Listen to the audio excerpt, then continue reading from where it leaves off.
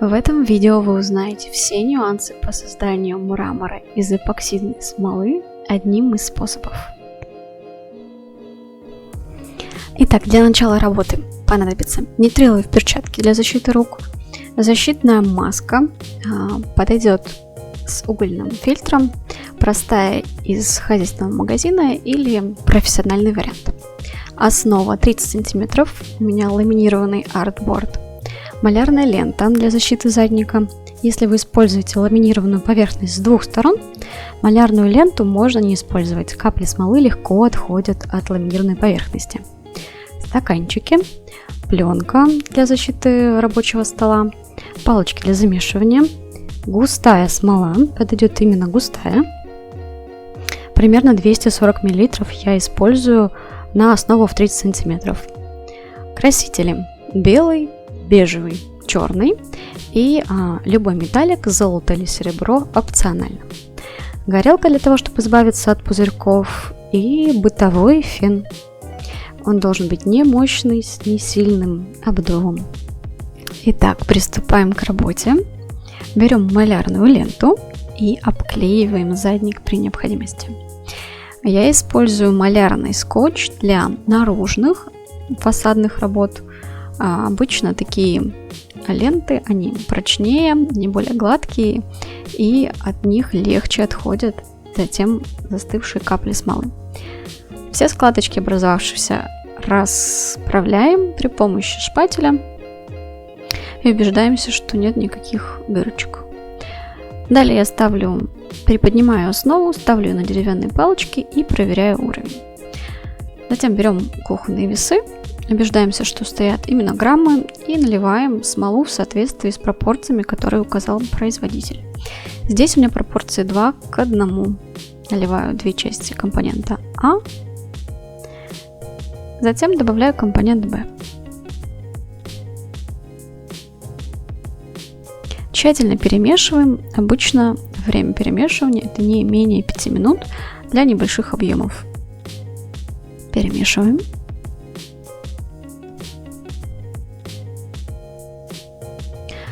Затем достаем стаканчики, небольшие стаканчики. Я использую необходим стаканчик побольше для белого цвета, затем там же будет бежевый, маленький для серого и совсем на донышке для металлика, если он у вас есть.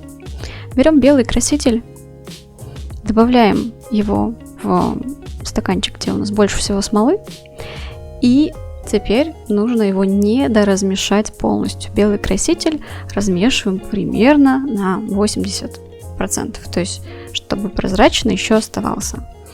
К сожалению, когда выливаешь белый на белую основу, вот этих прозрачных прожилок, которые образуются, их не очень видно на камере.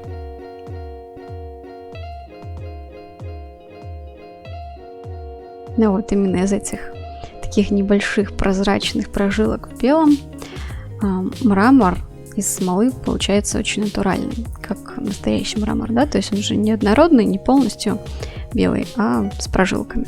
Затем в этот же стаканчик я добавила еще раз белый, теперь я полностью его замешиваю и добавляю буквально 1-2 капли бежевого красителя. И теперь уже бежевый краситель мы также не доразмешиваем, как делали в первый раз с белым. Это тоже формирует прожилки. И теперь выливаем примерно полосами на смолу.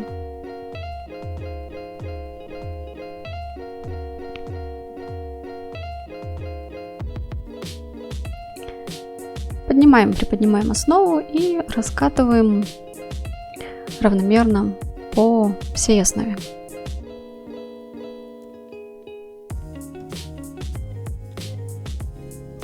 Далее берете шпатель и поправляете образовавшиеся прожилки из стаканчика шпателем так, чтобы это было больше похоже на мрамор. Да? Ориентируйтесь на референс, либо на собственное ощущение и поправляете бежевые прожилки.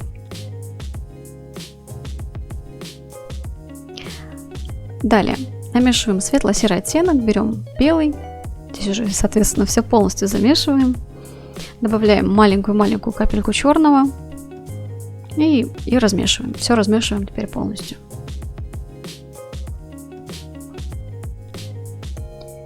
И рисуем такие розетки, рогатки, имитирующие прожилки в натуральном мраморе.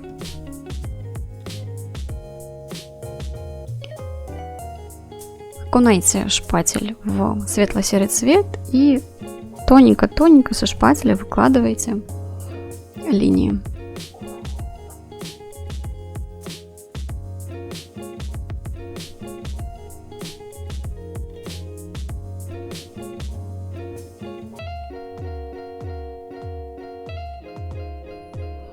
Это простой рецепт мрамора, такой базовый, абсолютно нейтральный и, скажем, классический мрамор. Подобным способом, как мы рисуем этот мрамор, можно создать практически любые камни, именно по принципу неполного дозамеса. Что это дает? Это дает очень натуральные прожилки, такие, которые мы не сможем нарисовать руками, шпателем, чем угодно. Также мрамор можно немножко усложнить, допустим, также добавить каких-то других оттенков, там около сиреневых или светло-голубых. Также по принципу недозамеса, как мы бежевый не дозамешивали, также любой другой цвет вводим и усложняем, либо создаем более такой фантазийный мрамор. Но, в принципе, мрамор в природе существует практически в любых цветах. Теперь что нужно сделать? Мы немножко покатали эти розетки, для того, чтобы они не были такими сформированными. И беру обычный фен и также двигаю немного эти прожилки, для того, чтобы они стали немножко такими смазанными, как в натуральном мраморе. То есть часть пигмента остается в глубине, часть немножко подвигается.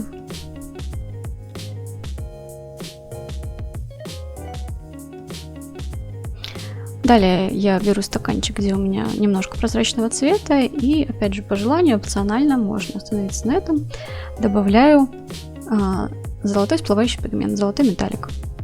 Добавляю, размешиваю очень тщательно.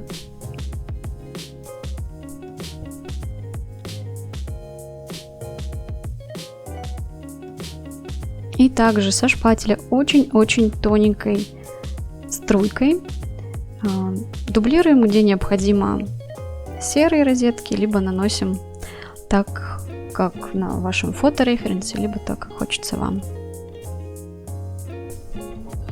К сожалению, на камере золотой выглядит практически таким темно-коричневым, но на самом деле, если вы дублируете какие-то другие темные прожилки металликами, они больше отражают свет, чем добавляют реальный цвет на работу.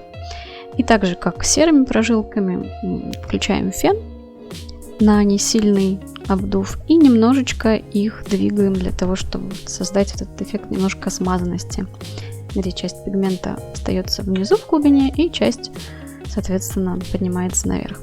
А с всплывающим пигментом она не просто поднимается наверх, а еще и как зеркало отражается, блестит. Теперь нужно взять горелку и хорошо пройтись и удалить пузырьки воздуха из вашей работы. Не задерживайтесь долго на одном месте, для того, чтобы смола не задымилась. Далее палочкой, шпателем убираем те капли смолы, которые висят, и накрываем работу крышкой.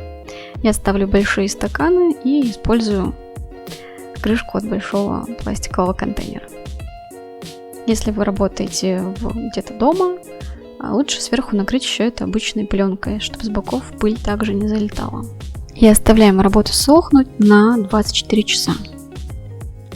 После полного высыхания смолы положите работу на что-то мягкое, для того, чтобы не поцарапать лицевую сторону.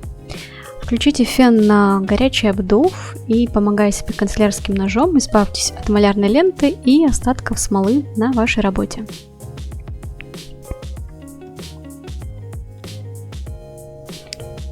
Для завершенного вида вашей работы покройте ее край жидкой поталью. Это краска на лаковой основе, жидкий металл.